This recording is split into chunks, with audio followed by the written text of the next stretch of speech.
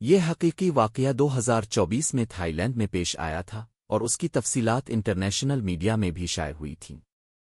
Thai land کے صوبے ناکیونسی تھامرت میں ایک 45 سالہ خاتون، جس کا نام میڈیا نے چان پینسا بتایا، نے سمندری غذا کا ایک مزیدار کھانا کھایا۔ کھانے کے فوراً بعد ان کے گلے میں شدید درد اور خراش محسوس ہوئی، جس پر انہوں نے اندازہ لگایا کہ شاید مچھلی کا کوئی باریک کانٹا ان کے گلے میں پھنس گیا ہے۔ روایتی علاج کے طور پر انہوں نے چاول کے دانے اور کیلا کھا کر کانٹے کو پیٹ میں دھکیلنے کی کوشش کی، مگر درد میں کوئی افاقہ نہ ہوا۔ پہلی بار جب وہ ہسپتال گئیں تو ڈاکٹروں نے اینڈوسکوپی بھی کی، مگر رپورٹ میں کچھ خاص نظر نہ آیا۔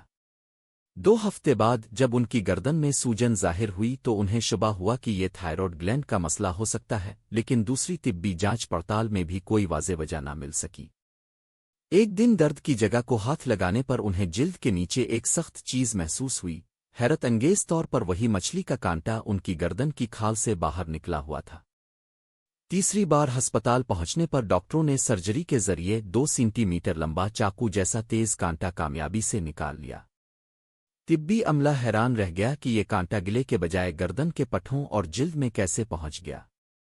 خاتون نے تنزنہ کہا، اب کچھ عرصے کے لیے مچھلی کھانے سے پرہیز لے رہی ہوں، شاید ہمیشہ کے لیے۔